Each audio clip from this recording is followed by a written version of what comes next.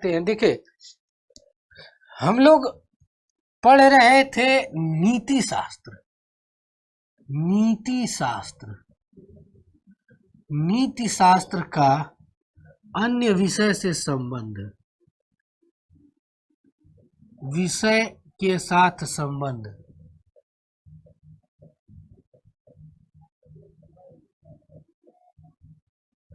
अन्य विषय के साथ संबंध पढ़ रहे थे। तो इसमें हमने 3-4 विषयों के साथ संबंध की बात किया था। उस संबंध में हमने पहला देखा था दर्शन शास्त्र के साथ संबंध।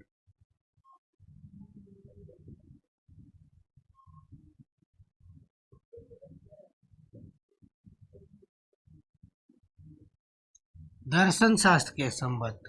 दूसरा देखा था मनोविज्ञान के साथ संबंध।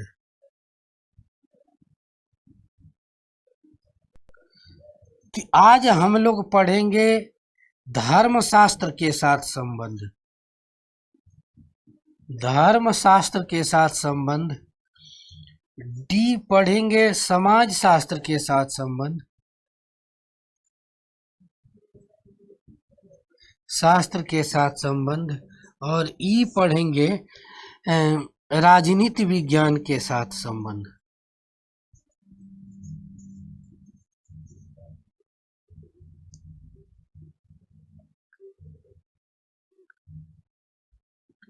राजनीति विज्ञान के साथ संबंध। हम 3 आयामों पर, ये 2 आयाम पर हम परिचर्चा कर चुके हैं। हम लोगों ने समझा, देखा कि फिलॉसफी के अंतर्गत ये चीजें कौन कौन सी चीजें थी। हम आज इन तीनों विषय वस्तुओं को समझते हुए इस टॉपिक का द एंड करेंगे और अगले से मतलब कल से एक नया टॉपिक पढ़ेंगे। इस पे ग्रीक दर्शन पे मेरी किताब भी है, ठीक है, तो आप लोगों को पढ़ने को सौभाग्य होगा तो देख सकते हैं। अभी हम धर्म दर्शन, समाजशास्त्र और इन तीनों विषय वस्तुओं पर थोड़ी सी चर्चा करेंगे, आखिर क्या चीजें हैं। तो पहला जो टॉपिक है वह है धर्मशास्त्र के साथ। तो धर्मशास्त्र के साथ देखें, धर्मशास्त्र के साथ देखें तो क्या आयाम है, हम इन विषय वस्तुओं पर जरूर थोड़ी सी चर्चा करेंगे, ठीक है, कि क्या क्या संबंध है, क्या क्या चीजें हैं, ठीक है। पहली चीज देखो, धर्मशास्त्र के जैसे ही हम नाम लेते हैं धर्मशास्त्र, धर्मशास्त्र, और एक तरफ नाम लेते हैं नीति शास्त्र।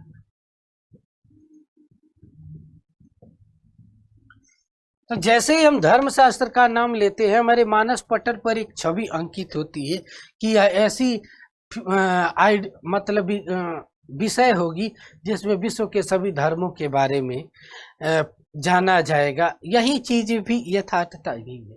दूसरा है नीति शास्त्र।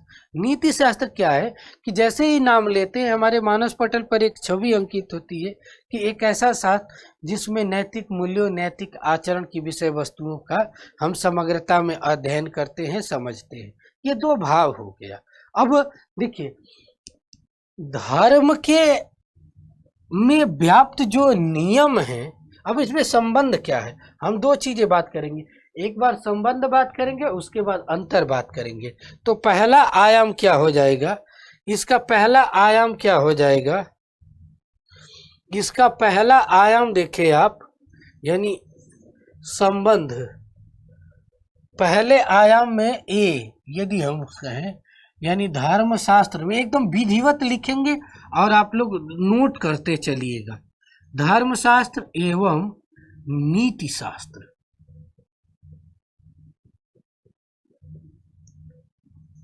धर्मशास्त्र क्या है, तो धार्मिक विषय वस्तुओं का अध्ययन करता है। धार्मिक विषय वस्तु या नियम का अध्ययन करता है।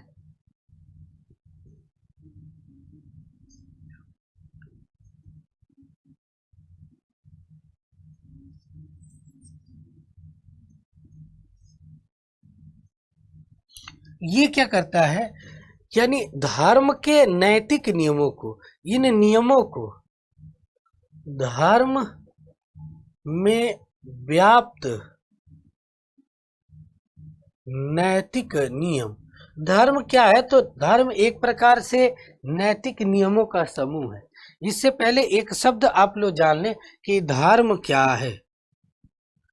धर्म क्या है? तो धर्म एक प्रकार के नैतिक नियमों का समूह है।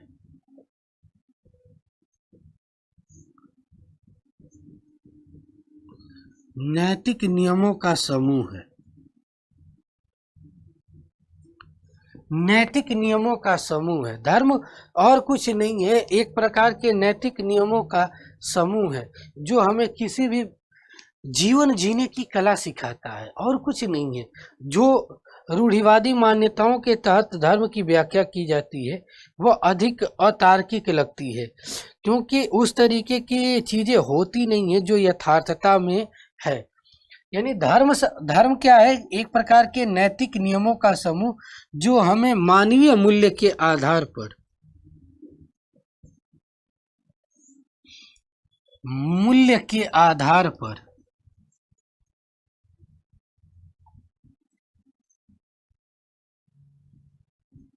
जीवन जीने की कला सिखाता है।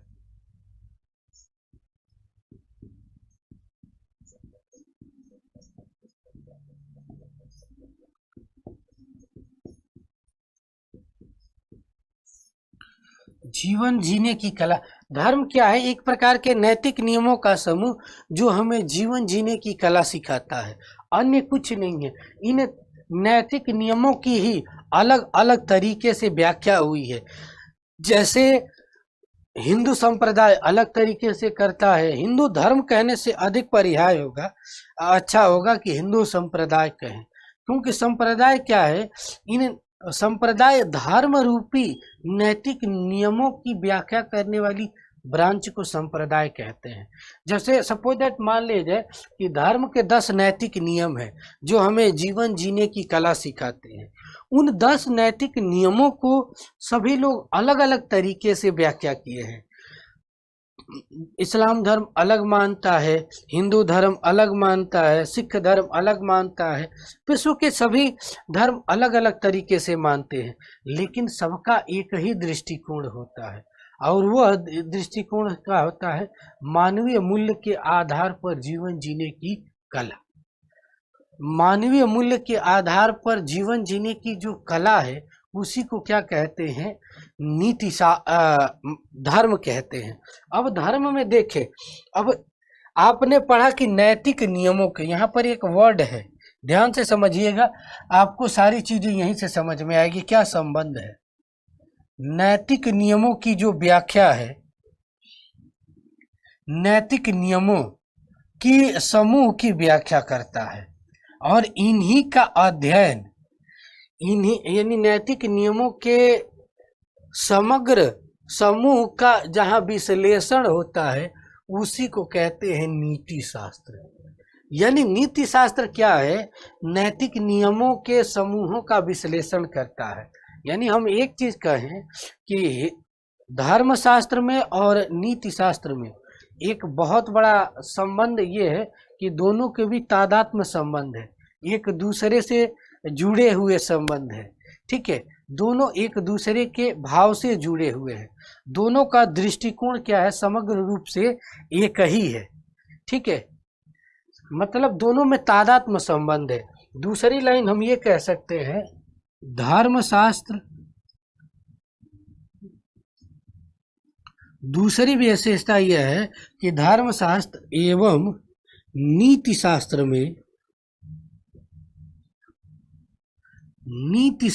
में तादात्म्य संबंध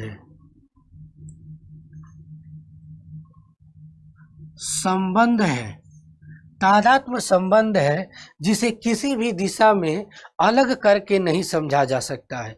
यदि हम अलग करके समझते हैं तो कहने का मतलब यही है कि हम उसके साथ न्याय नहीं कर पाएंगे।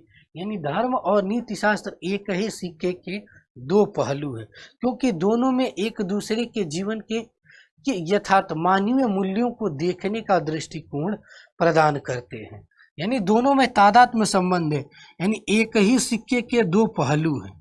ये दूसरी विशेषता है, दूसरे संबंध के आधार पर देखा जाए। इसीलिए कुछ लोग कहते हैं कि धर्मशास्त्र अर्थात नीति शास्त्र है। ठीक है, यानी धर्मशास्त्र ही क्या है, नीति शास्त्र है, और कुछ नहीं है। तो ये चीजें हो गई। अब हम इसमें कुछ अंतर देखेंगे धर्म और नीति शास्त्र में, यानी बी पॉइंट हो जाएगा। धर्मशास्त्र एवं नीति शास्त्र में अंतर।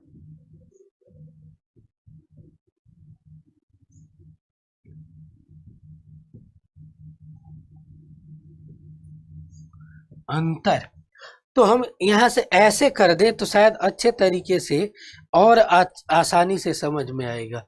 ठीक है, धर्मशास्त्र और नीति शास्त्र। नीति शास्त्र देखें, पहला देखें धर्मशास्त्र क्या है। यह कर्मकांडी,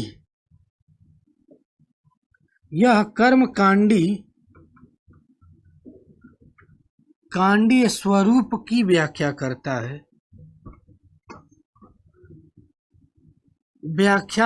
है, यह कर्मकांडीय स्वरूप या भाव की व्याख्या करता है धर्मशास्त्र। जबकि नीति शास्त्र क्या करता है, इसमें देखा जाए नीति शास्त्र क्या करता है, यह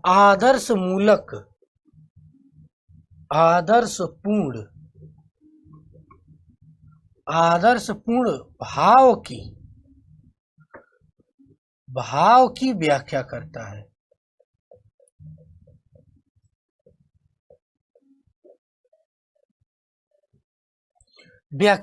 है। ठीक है, दूसरा क्या है,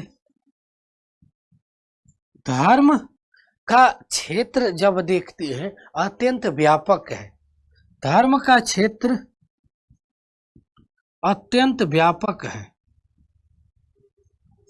व्यापक हो जाता है। ठीक है, नीति शास्त्र क्या है, उसका एक अनिवार्य भाग है, इसका एक अनिवार्य भाग है,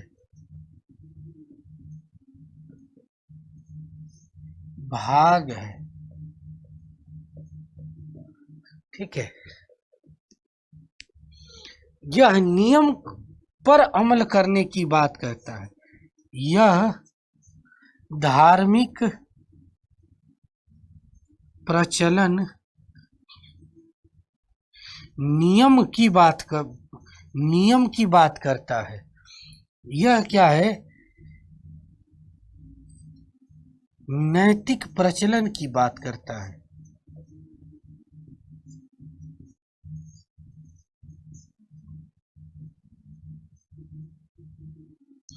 एग्जाम्पल के तौर पर कहे, नैतिक धार्मिक नियम और नैतिक प्रचलन, तो दोनों में अलग अलग अंतर देखने को मिलता है।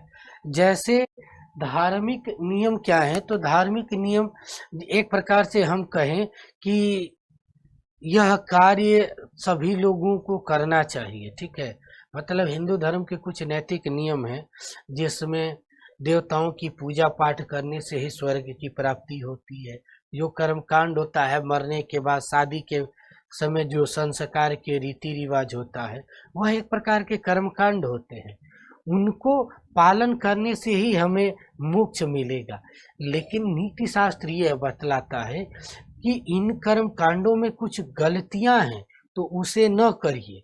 ठीक है, उसके मतलब आदर्श पूर्णता के भाव को दर्शाता है कि यह होना चाहिए, अर्थात यह क्या है, क्या करना चाहिए ये सिखाता है, करना चाहिए, हमें क्या करना चाहिए यह सिखाता है। ठीक है, जबकि यह क्या सिखाता है, हमें क्या होना चाहिए।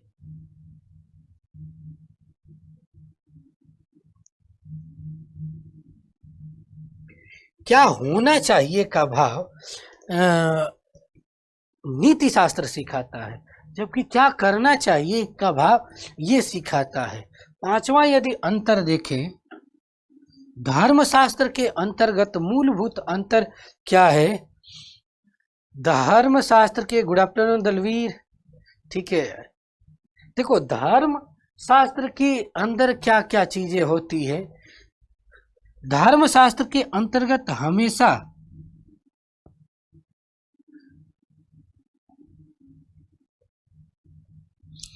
सैद्धांतिक के साथ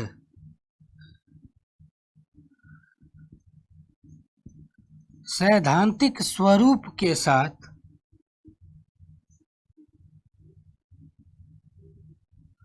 व्यवहारिक चीजें का जिक्र किया जाता है कि कौन सी व्यवहारिक है, कौन विषय वस्तु है। जबकि इसके अंतर्गत केवल यह आदर्श पूर्णता की कला सिखाता है। आदर्श पूर्णता की कला सिखाता है।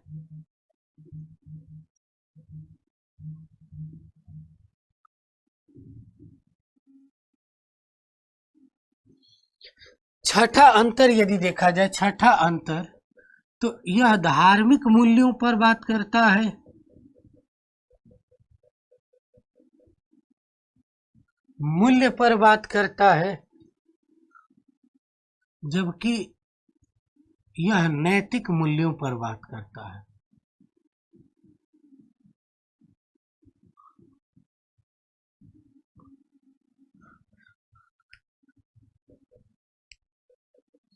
एक आज क्वेश्चन पूछा गया था मुझसे, ठीक है, एक क्वेश्चन पूछा गया था। आज मैं सोशल जस्टिस पढ़ा रहा था, उसका भी मैं यहाँ पर स्पष्टीकरण कर देना चाहता हूँ, क्योंकि बाद में यदि मेरे बच्चे देखते हैं तो उन्हें वो चीज मिल जाए। एप्लीकेशन की वह क्लास थी कि नीतिगत और नैतिक मूल्य क्या एक है, या नीतिगत नैतिक चीजें और ये क्या एक चीजें हैं। यह एप्लीकेशन पे जब क्लास चल रही थी तो दिव्या ने यह क्वेश्चन पूछा था कि यह क्या एक है। वह बाद में भी कोई देखे तो समझे। देखो, दोनों का मूल्य अलग अलग है, ठीक है। मैंने उनसे बोला था कि आपको यहाँ पर मैं पढ़ाऊंगा। देखो, दोनों का मूल्य अलग अलग है, दोनों का दृष्टिकोण अलग अलग है। यह क्या है, नैतिक मूल्य क्या है, तो यह जीवन मनुष्य के प्रचलन का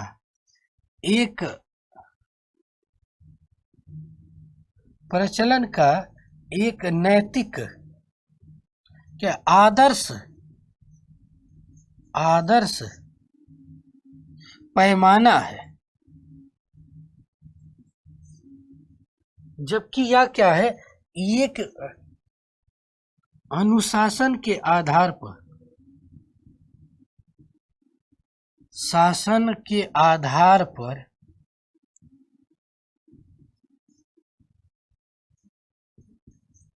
किया गया, अनुशासन के आधार पर किया गया एक प्रकार का अनुशासन के आधार पर किया गया योजनागत, व्यवस्थित कह सकते हैं, व्यवस्थित प्रयास माना जाता है, प्रयास माना जाता है। तो ये दोनों शब्दों को जितना छोटे छोटे आयाम में तोड़कर उनके हर भाव का सूक्ष्मता में अध्ययन करेंगे, हम वास्तविक रूप से उसके सारे आयाम को बखूबी समझ सकते हैं, जान सकते हैं। तो ये चीजें हैं। अब हम पहले टॉपिक के अंतर्गत चलेंगे, जहां हमने नीति शास्त्र के अन्य विषयों के साथ संबंध पढ़ा। तो धर्मशास्त्र और नीति शास्त्र में क्या संबंध है, हमने ये समझा। अब दूसरा है, जो दूसरा आयाम ये है कि हम अब धर्म और, एक सेकेंड, इसको यदि हटा दिया जाए, हम धर्म नीति शास्त्र एवं समाज शास्त्र के बारे में पढ़ेंगे। शास्त्र में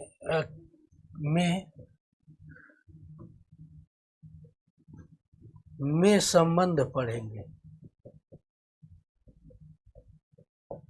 नीति शास्त्र और समाज शास्त्र में संबंध पढ़ेंगे। शब्द की चीजों से थोड़ा सा आपको स्पष्टीकरण हो रहा होगा। थोड़ा सा आप ना एक बार पहले अंतर देख ले, उसके बाद संबंध आराम से जोड़ लेंगे।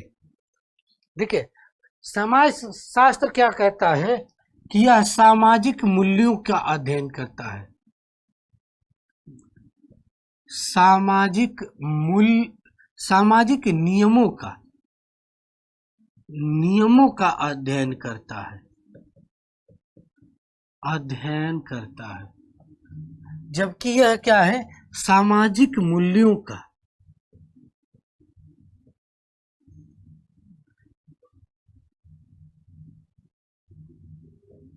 के नैतिक आयाम का अध्ययन करता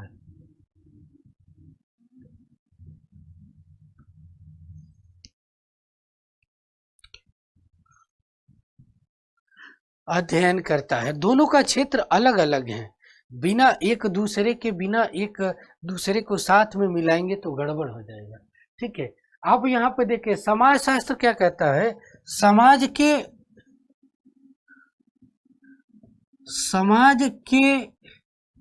बाहरी आयाम को तय करने, बाहरी आयाम को दृष्टिकोण प्रदान करता है। जबकि ये क्या करता है, समाज के आंतरिक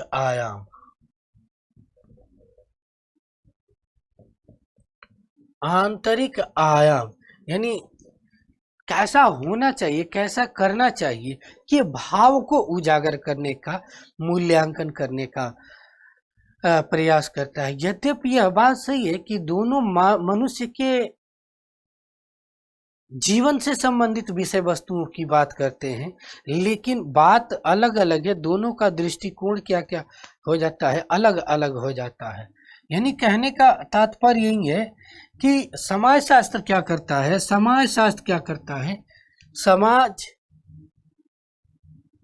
सामाजिक कुरीतियों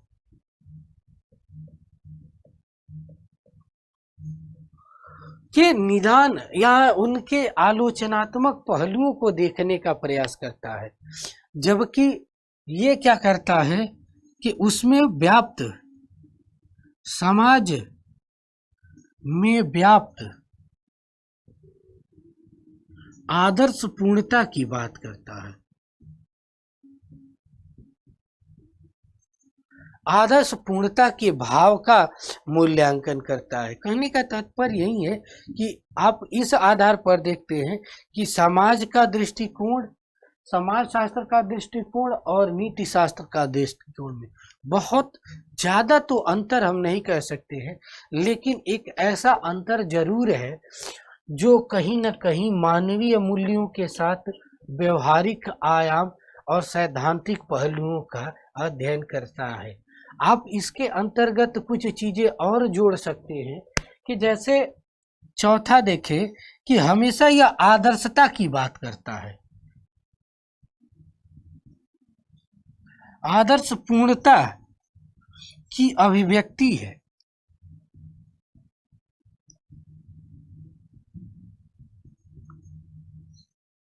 जबकि यह क्या है, सामाजिक पूर्णता की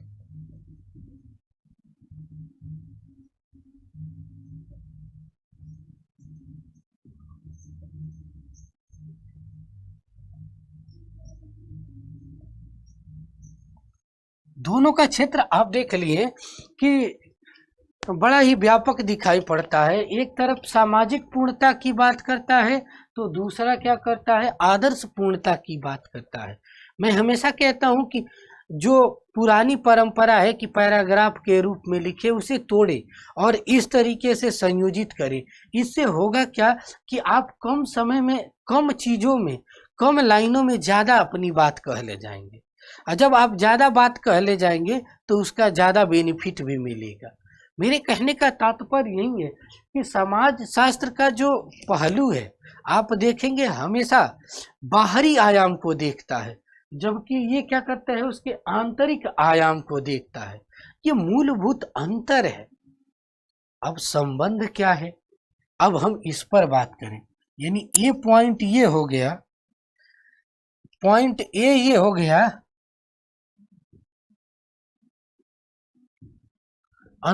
संबंध, संबंध। अब हम बी देखेंगे, सॉरी अंतर हो गया, अब संबंध देखेंगे।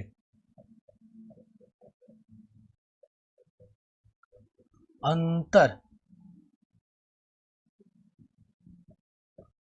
अंतर। अब हम संबंध के बारे में देखें तो संबंध के बारे में देखा जाए तो दोनों ही मनुष्य के, यदि 1 मिनट में कहा जाए कि यह मनुष्य है, यानी यह मनुष्य है, मनुष्य है, तो इनके जो बाहरी आयाम है, बाहरी भाव है, वह समाजशास्त्र के हिस्से आता है।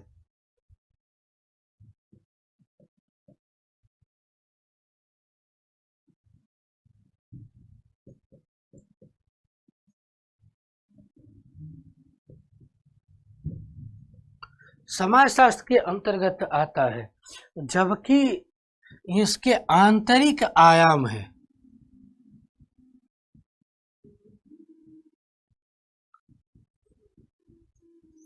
नीति शास्त्र के अंतर्गत आता है।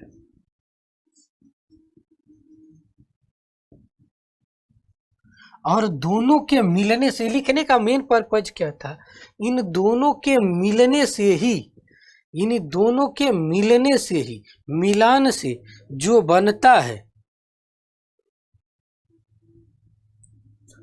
दोनों के मिलान से जो बनता है उसी को शायद मानवीय मूल्य कहा जाता है।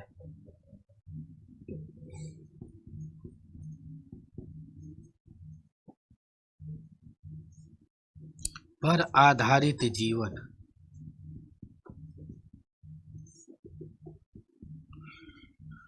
मूल्य पर आधारित जीवन कहा जाता है, कुछ अन्य नहीं है, बस यही स्वरूप है जो मानवीय मूल्य पर आधारित जीवन को व्याख्या करने का प्रयास करता है। अन्य आयाम हम नहीं देखेंगे, ठीक है। यही मूलभूत अंतर है, और इन्हीं दोनों के मिश्रण को, इन्हीं दोनों के मिश्रण को ही वास्तविक रूप से व्यवहारिक जीवन की अभिव्यक्ति कहते हैं।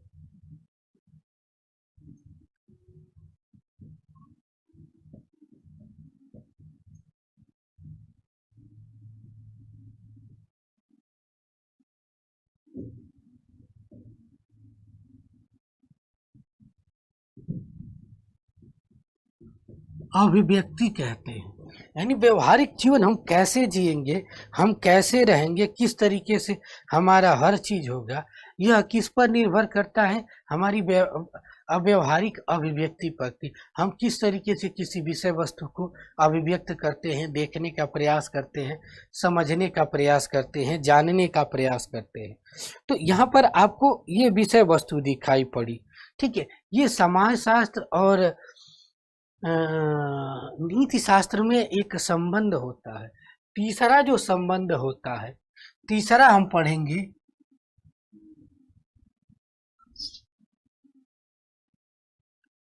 नीति शास्त्र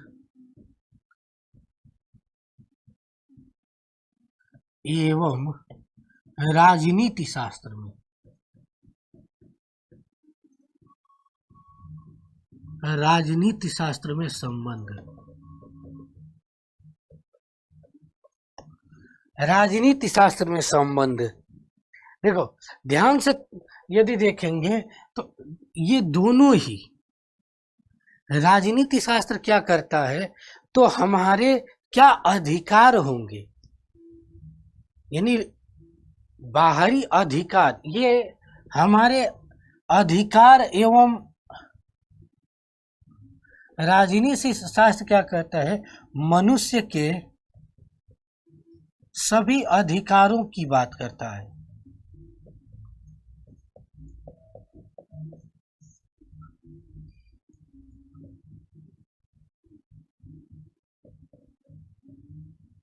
वकालत करता है, जिसमें आप भारतीय संविधान की तहत देखते हैं तो आपको मौलिक अधिकार, उदाहरण के जैसे हमारे कुछ जीवन जीने के मौलिक अधिकार हैं, ठीक है, कुछ संवैधानिक अधिकार है, कुछ संविधिक अधिकार है, कुछ अन्य अधिकार हैं। इन सभी अधिकारों को सूक्ष्मता रूप में हर आयाम पर समझना किसका कार्य है, तो वह है राजनीति शास्त्र का है। ठीक है, इन अधिकारों का वास्तविक रूप से समझना किसका काम है, तो वह राजनीति शास्त्र का है। यह हमें हमारे अधिकारों की वास्तविक वैल्यू को समझाता है, मूल्य को समझाता है। ठीक है, हमें क्या करना चाहिए, हमारा ये अधिकार है, हमारे दायित्व को, ठीक है, हम लोकतंत्र में रहते हैं या राजतंत्र में रहते हैं, हमारे सारे अधिकारों को समझाने का प्रयास करता है। ठीक है, यह राजनीति शास्त्र का यह कार्य है कि यह हमारे सभी प्रकार के अधिकारों को दिखाने का, बताने का कार्य करता है कि मौलिक अधिकार है जिसके तहत आप सुप्रीम कोर्ट में डायरेक्ट जा सकते हैं। इतना स्वेच्छा है, लोकतंत्र की एक, हमारी भारतीय संसदीय लोकतंत्र की एक अच्छी गरिमापूर्ण चीजें हैं। हमें वोट देने का अधिकार है, हमें किस उम्र में वोट देना चाहिए, उन सारे प्रावधानों का जहाँ पर अध्ययन किया जाता है तो वो है राजनीति शास्त्र। ठीक है, जबकि दूसरा आयाम है नीति शास्त्र। तो नीति शास्त्र के अंतर्गत हम देखें तो इन अधिकारों की, इन अधिकारों का वास्तविक माप, इन अधिकारों के आदर्श तमक मापदंड को, आदर्शात्मक मापदंड को तय करता है, आदर्शात्मक मापदंड को तय करता है कि क्या होना चाहिए।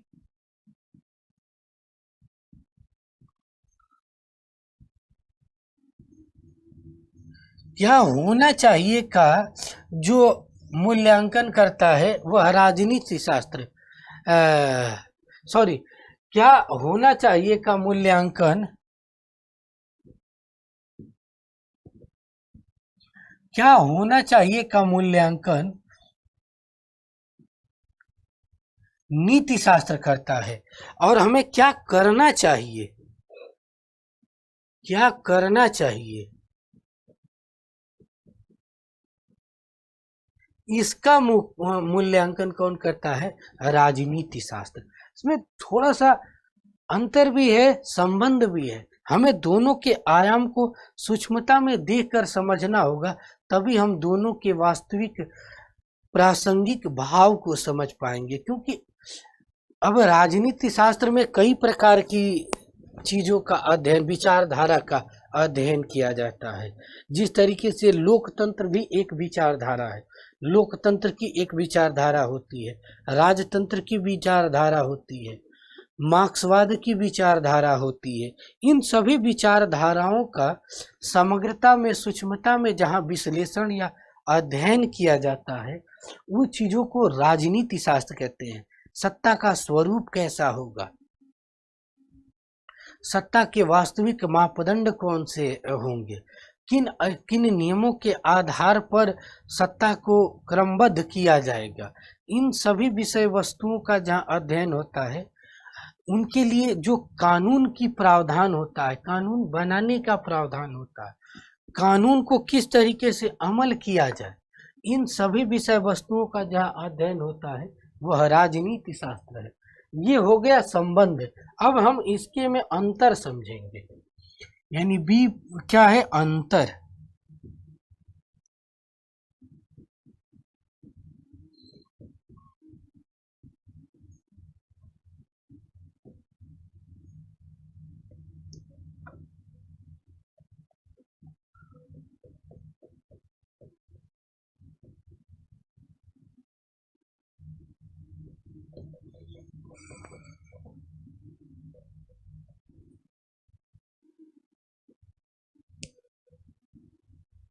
नीति शास्त्र में और इसमें अंतर।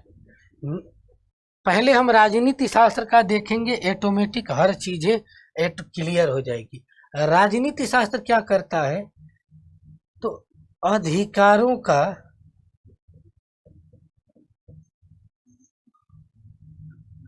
कानूनी प्रारूप देता है, कानूनी प्रारूप देता है, ठीक है। दूसरा क्या है कि अधिकारों के साथ जीवन के राजनैतिक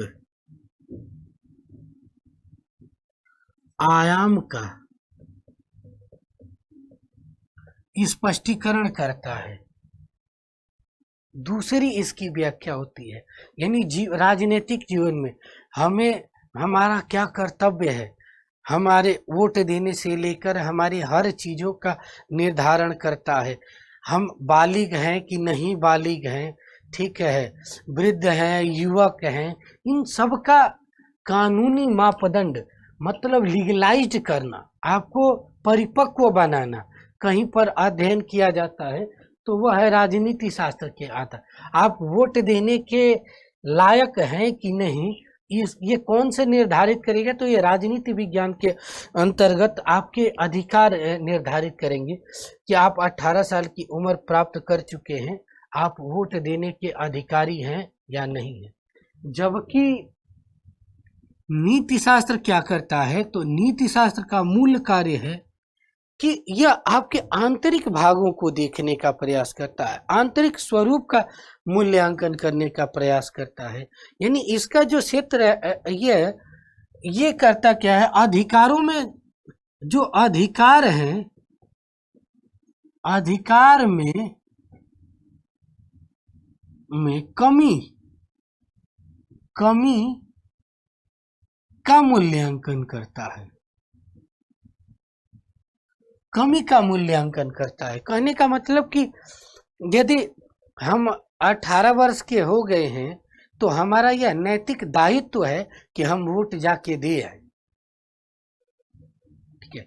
यानी हमारी आंतरिक जो पुकार की विषय वस्तुएं हैं वह कहाँ से आती हैं, तो हमारे नीति शास्त्र से आती है, जबकि उसकी वास्तविक और कानूनी दावपेच की विषय वस्तुएं कहाँ से आती है, तो वह राजनीति शास्त्र से आती है। कहने का तात्पर्य यही है कि दोनों का क्षेत्र थोड़ा सा अत्यंत व्यापक है और हमें दोनों के बीच एक संबंध को सही तरीके से देखकर मूल्यांकित करना होगा, तब जाकर हम इन विषय वस्तुओं को, सभी आयाम को सूक्ष्मता से समझ सकते हैं, देख सकते हैं, ठीक है। अब इसके साथ कुछ अन्य प्रावधान है नीतिगत, हम उन विषय वस्तुओं को देखें तो ये कह सकते हैं, नीति शास्त्र आदर्श पूर्णता को, आदर्श पूर्ण अधिकार की बात करता है।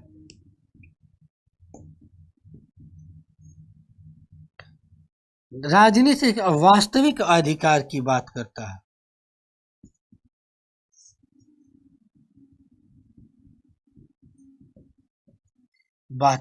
है।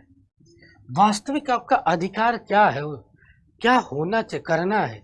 जैसे किसी भी, जैसे बहुत दशाएं वो होती है कि हमारा राजनीतिक अधिकार कहता है कि यह करना चाहिए। जैसे अंतर्राष्ट्रीय संबंध के तहत यदि हमारा जो दुश्मन है, ठीक है, यदि गलत करता है तो उसे दंड देने का प्रावधान है, उसे गोली मार दो। लेकिन नीति शास्त्र कभी नहीं कहता है कि उसे गोली मार दो या उसे हिंसात्मक चीजों का उपयोग करे। कहीं न कहीं यह तीसरा कहा जा सकता है, यह अहिंसात्मक मार्ग पर चलता है।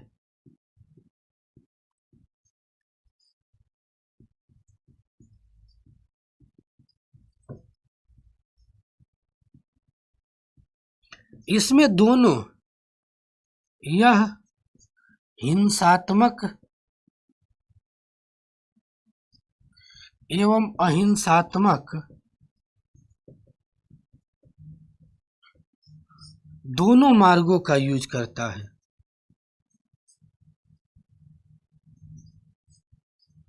अनुपालन करता है।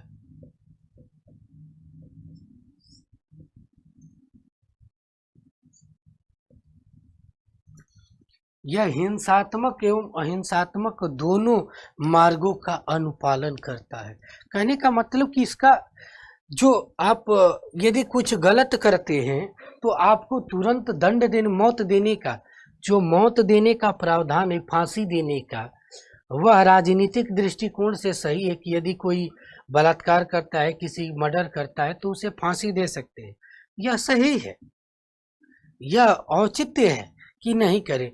लेकिन नैतिकता यही कहती है कि इस तरीके से अपराध नहीं करना चाहिए, क्योंकि एक का तो जीवन पहले ही जा चुका है, हम दूसरे के जीवन को क्यों छीने, दूसरे के जीवन को क्यों लें।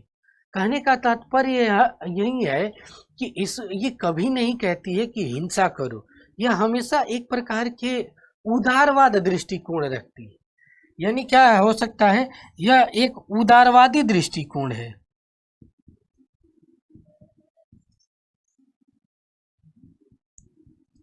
उदारवादी दृष्टिकोण को रखती है, लेकिन यह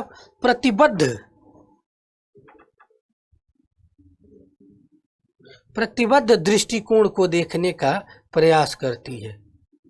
प्रतिबद्ध दृष्टिकोण को देखने का प्रयास करती है, समझने का प्रयास करती है, उसके सभी आयामों को मूल्यांकन करने का प्रयास करती है।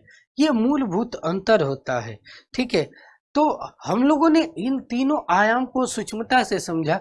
कल हम लोग पढ़ेंगे वर्तमान समय की प्रासंगिकताएं क्या है, नीति शास्त्र की वर्तमान समय में क्या प्रासंगिकता है, हम उन विषय वस्तुओं को पढ़ेंगे।